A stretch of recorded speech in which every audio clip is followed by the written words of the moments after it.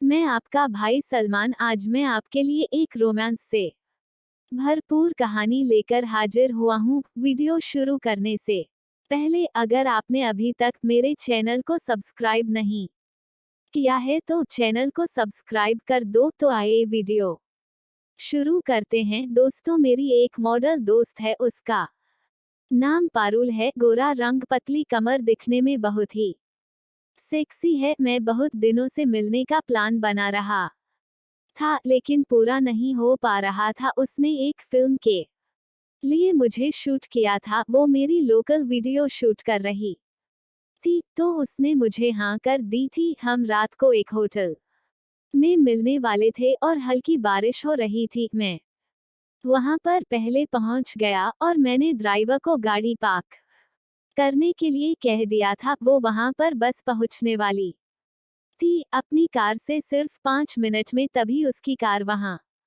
पर पहुंची। मैंने देखा कि वो खुद कार चला रही थी और तभी उसने कार का दरवाजा खोला और बाहर निकली तो मैं उसे देखकर हैरान रह गया। वो बहुत खूबसूरत लग रही थी। उसने नीले रंग की वन पीस शॉर्ट ड्रेस पहन रखी थी। उसकी गौरी जांघ भी पूरी तरह से साफ दिखाई दे रही थी। मैं तो बहुत देर से उसे ही घूरे जा रहा था। तभी वो पास आई, उसने मुझे इशारा किया और मैं उसके पीछे चलने लगा तो देखा उसकी ड्रेस पीछे से खुलने वाली थी। उस ड्रेस में से उसकी अंदर की ड्रेस बिल्कुल साफ दिख रही थी। मुझे अच्छा लगने लगा था। थोड़ी देर हम कैफे लॉज में बैठे।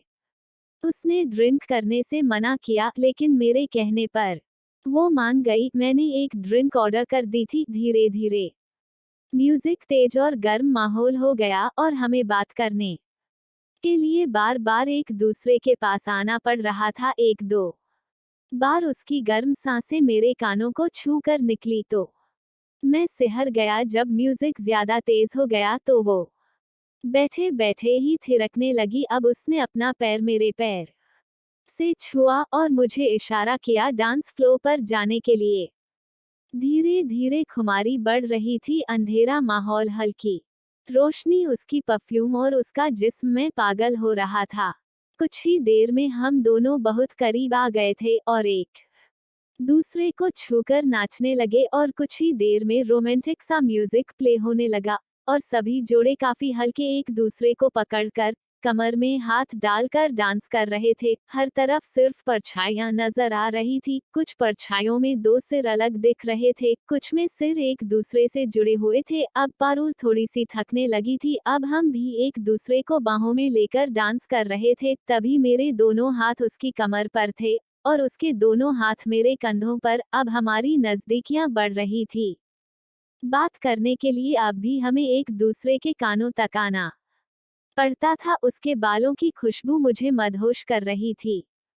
फिर उसने भी एक वोडका शॉट लगा लिया था और हम वापस अपनी उसी पोजीशन में डांस करने लगे थे, एक दूसरे को पकड़कर हम बहक रहे थे। मैंने धीमे से एक चुंबन उसकी नंगी बाह पर किया। वो मुस्कुराई, रुकी और आंखें उठाकर मुझे देख रही थी। फिर बोली, आप बहक रहे हो? मैंने ना सुनने के बहाने चेहरे और करीब किए। अब उसके होठों की कंपन मुझे बहुत अच्छे से महसूस हो रही थी। मैंने धीमे से उसका नीचे का होंठ अपने होठों से दबाया। वो रुकी, थोड़ा पीछे हुई और फिर उसके होंठ नजदीक आने लगे। इस बार मैंने ऊपर का होंठ अपने होठों में दबाया और फिर होंठ, और हम एक दूसरे में खोने लगे थे। मेरे हाथ अब उसके कुल्हों से उतरकर उसकी बैक पर लगे। मेरे छूने से ही उसकी उसकी सांस की गर्मी पता चल रही थी। फिर मैंने उसकी गर्दन पर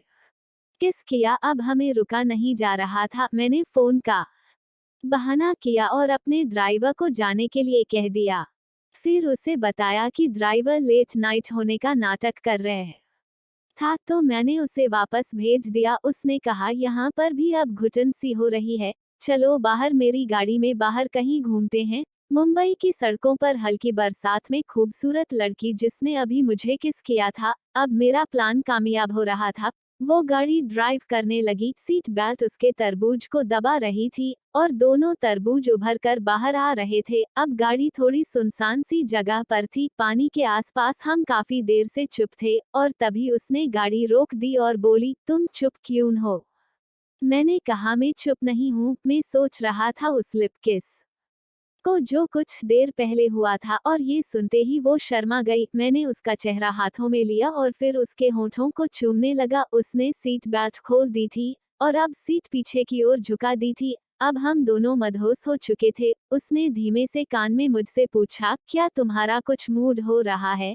तो मैंने हाँ कह दिया। उसने गाड़ी एक तरफ लगाई और हम दरवाजा खोलकर उसकी पिछली सीट पर आ गए। वो बारिश से हल्की भीग गई थी और हम दोनों में वो सब हो गया जो नहीं होना चाहिए था।